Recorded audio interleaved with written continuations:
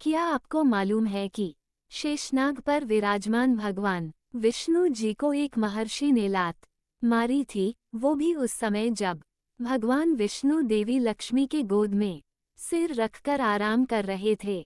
मगर ऐसा क्या हुआ कि महर्षि को ऐसा कदम उठाना पड़ा और महर्षि द्वारा भगवान विष्णु को लात मारने के बाद भगवान विष्णु ने महर्षि के साथ क्या किया? जिन महर्षि ने भगवान विष्णु की छाती में लात मारी थी उनका नाम है महर्षि भृगु, जो कि ब्रह्मा जी के मानस पुत्र हैं। एक समय की बात है जब महर्षि भृगु त्रिदेवों से भेंट करने निकले तो वह सबसे पहले अपने पिता ब्रह्मा जी के पास गए। ब्रह्मा जी के समकक्ष पहुंचते ही महर्षि भृगु ने न तो अपने पिता को प्रणाम किया और न ही उनकी स्तुति की। अपने मानस पुत्र का ऐसा व्यवहार देख ब्रह्मा जी अत्यंत क्रोधित हुए।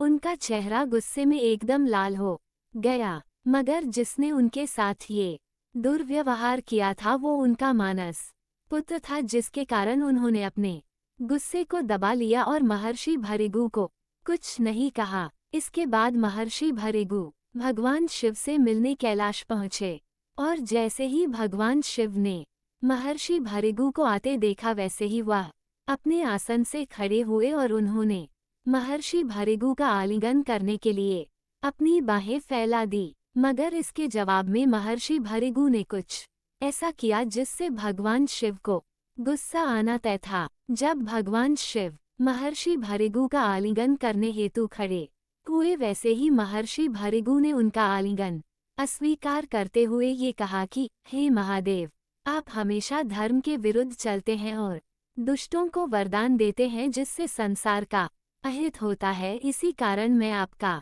आलिंगन स्वीकार नहीं कर सकता। ये सुनने के बाद भगवान शिव अत्यंत क्रोधित हो जाते हैं और अपना आपा खोते हुए वह अपना त्रिशूल उठाते हैं और जैसे ही भगवान शिव अपने त्रिशूल से महर्षि भृगु पर वार करने जाते हैं वैसे ही माता सती वहां पहुंच जाती हैं और भगवान शिव के क्रोध को जैसे तैसे शांत करती हैं। इसके बाद महर्षि भृगु भगवान विष्णु से भेंट स्वरूप वैकुंठ जाते हैं, जहां भगवान विष्णु देवी लक्ष्मी की गोद में सिर रखकर विश्राम कर रहे होते हैं और उसी समय महर्षि भृगु भगवान विष्णु की छाती पर लात मारते हैं। अब इस समय तक महर्षि भृगु ने सभी हदें पार कर दी थी, जिसके बाद देवी लक्ष्मी भी अचंभित हो उठी। छाती पर महर्षि भृगु की लात पड़ने के बाद भगवान विष्णु अपने स्थान से खड़े होते हैं, महर्षि के चरण पकड़कर कहते हैं कि हे ऋषि मुनिव, आपके पैर में चोट तो नहीं आई? क्षमा कीजिएगा, मुझे आपके आगमन का ज्ञात न था, इसी कारणवश मैं आपका स्वागत न कर सका। आपके चरणों का स्पर्श पाकर मैं धन्य हो गया। भगवान विष्णु के मुख से ये प्रेम वचन सुनकर महर्षि भृगु का दिल पिघल गया और उनकी आंखों से आंसू आने लगे। इन सभी घटनाओं के बाद महर्षि भृगु सभी ऋषि मुनियों के पास लौटे और उन्हें सभी घटनाओं के बारे में विस्तार से बताया।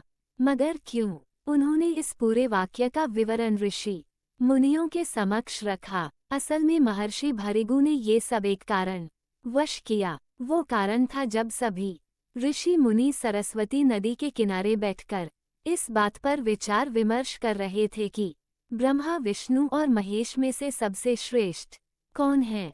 कुछ ऋषि मुनियों ने ब्रह्मा जी का नाम लिया, कुछ ने विष्णु जी का, तो कुछ ने भगवान शिव का। काफी बहस होने के बाद सभी ऋषि मुनि किसी एक नाम पर न आ पाए, जिसके बाद उन्होंने त्रिदेवों की परीक्षा लेने का तय किया।